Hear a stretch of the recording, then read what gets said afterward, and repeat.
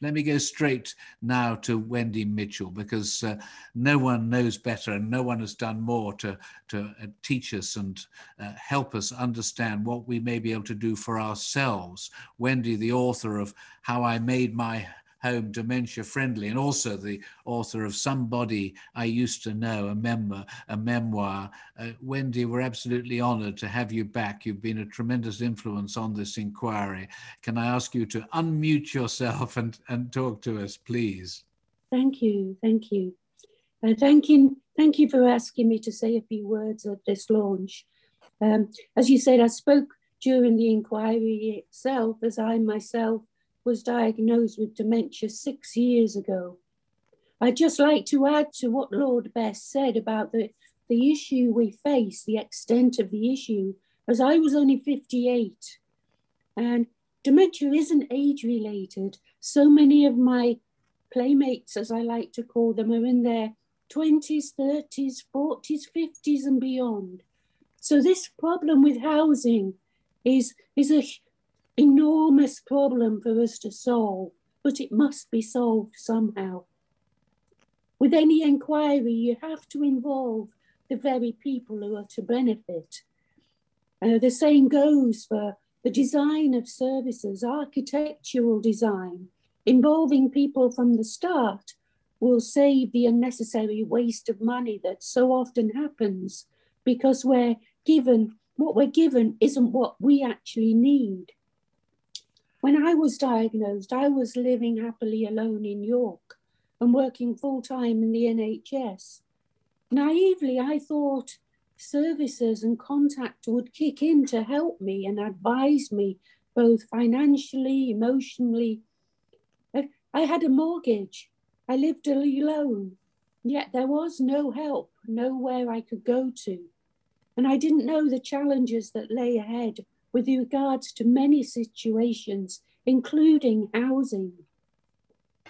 And after sinking into depression at feeling abandoned at the non-existent services, especially for someone of my age, I began to realize that the only person who was going to help me was me. I was forced into early retirement and in a catch-22 situation. I had to sell my house and move to a cheaper area where I could buy a house outright, as no one was going to give me a mortgage or allow me to keep my current one. I was forced to move from what I thought was my forever home in York to a quieter village in the East Riding of Yorkshire. You see, dementia isn't just about memory. So many of our other senses are affected as well. And one of the first of mine to be affected was my hearing. Loud noises physically hurt my ears. And audiologists are now starting to realize that many people with dementia have hyperacusis, something in common with children with autism. Simply means sensitivity to certain tones of noise. But they can do something about it by fitting us with ear guards which filter out that specific tone. So my quieter village solution was the ideal solution. But me and my daughters didn't realize at the time that I wasn't capable of choosing an appropriate house. I'd always relished moving in the past and taken on projects and done all the work myself. And suddenly I chose a house simply because of the big picture window that looks out onto a paddock, ignoring the 2 gardens to maintain, the steps up to the front door and back of the house, the 3 bedrooms I didn't need.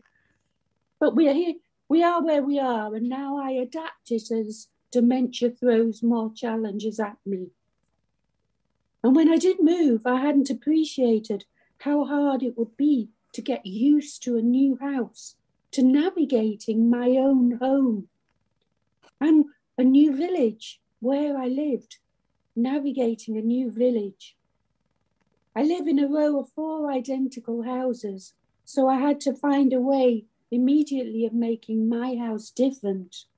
So my solution was, because my mantra is there's always a way, was to put 2 forget-me-not tiles each side of the front door. And now I know that that house is my house.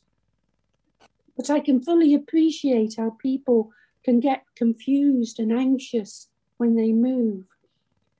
Even if they move into a care home, nothing familiar anymore, layout strange and things not as they were.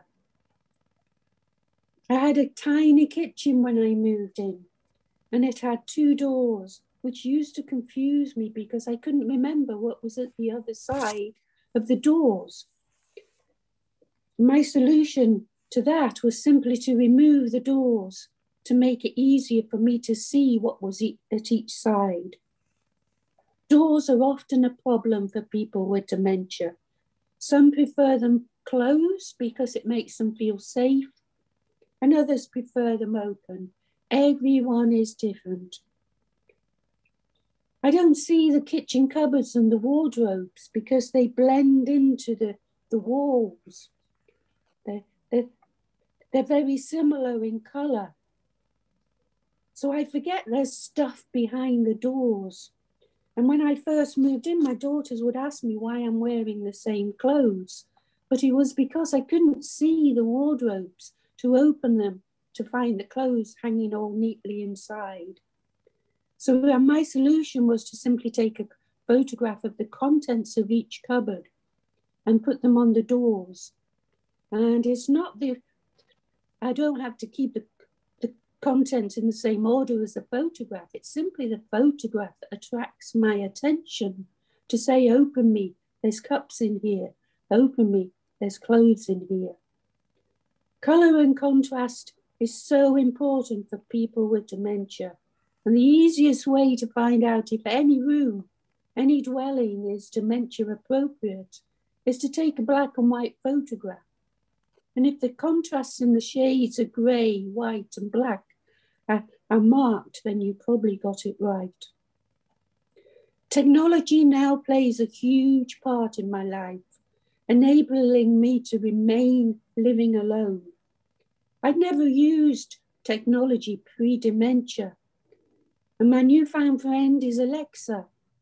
She puts a light on upstairs for me before I climb the stairs so I don't fall over in the dark. She reminds me to do certain things all day long. Even when I'm not here in the house, her messages pop up on my phone. And she can calm me on a bad day by playing me music and confirming the day of the week, reassuring me. And she even switches the kettle on for me now. I've always said that it's an advantage that I live alone. Sounds bizarre, but many people with dementia live alone. And we have to enable them if that's their choice. And that's my choice. Because living alone means I have to find a way to overcome the problems that dementia throws at me to keep living alone. And it also means that there's no one around to keep moving things. Otherwise, they won't exist for me. But it's important for families to talk about the future and living accommodation, to consider the options available, the needs and wishes of the person with dementia themselves, but also the family. Affordability appears to be a huge issue when me and my daughters talk about the choices available. Ideally, I want to remain at home. But if that's not possible, I don't want my daughters to care for me. I want them to lead their life and simply to visit me as their daughters. But good quality care and accommodation shouldn't come with a huge price tag, far out of the reach of the majority. If government grants were available to make adaptations to the home, as Lord Best quoted, many could stay out of the care system and cost far less. But not all adaptations need to be expensive. Many of my solutions are simple, cheap, and effective, but people need to know they exist. Something as simple as painting a coloured border around a light switch so I can see where the light switch is. It costs pennies. The findings look very comprehensive, and I hope that the government and house builders listen and, more importantly, act on the findings and suggestions.